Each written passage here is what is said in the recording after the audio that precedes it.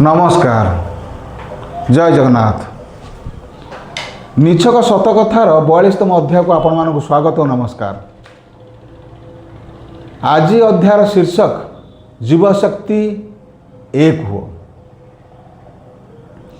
आपण माने ए देशर भाग्य विधाता आपण मानक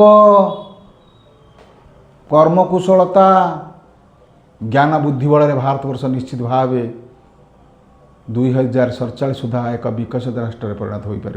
यह आम आशा और विश्वास। तेणु आपण माने समस्त प्रकार राजनीति सामाजिक भेदभाव ऊर्ध्व को उठी आपण समस्ते एकाठी हुई जो आंदोलन चल रखिंट ताकू बंद होगा को दिंतु नहीं। प्रति 3 मासरे प्रति राज्यर राजधानी एवं देशर राजधानी नुआ दिल्ली रे ए विषय शांतिपूर्ण शोभायात्रा हो। यही सब ये जो शांतिपूर्ण आंदोलन हम तापाई 6टी कमन 6 बिंदु विशिष्ट एक कमन मिनिमम प्रोग्राम रखंतु। सेगुड़ी हूँ एक निजुक्ति परीक्षा रे संस्कार।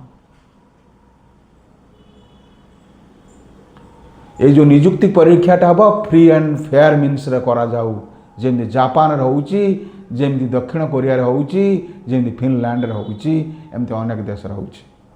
द्वितीय कथा होउची जातिभित्तिक संरक्षण व्यवस्था को उच्छेद करा जाऊ। जो माने आर्थिक दृष्टिकोण दुर्बल अछंती सेमानंको संरक्षण करा जाऊ।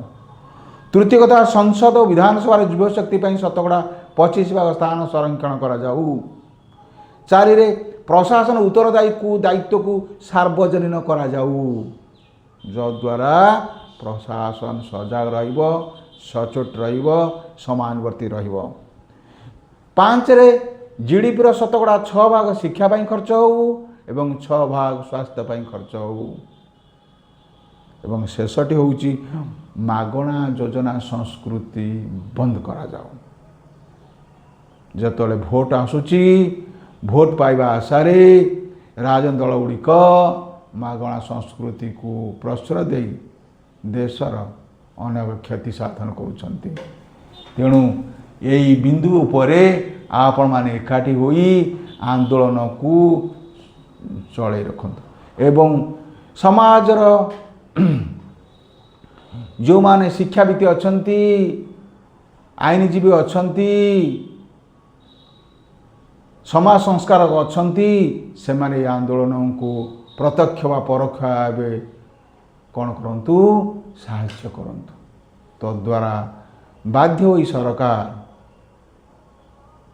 कौन करिवे ए कमन मिनिमम प्रोग्राम रा बिंदु गुड़ी को निश्चित भाव आईनगत सुविधा देवे बा आईन रे परिणत करिवे।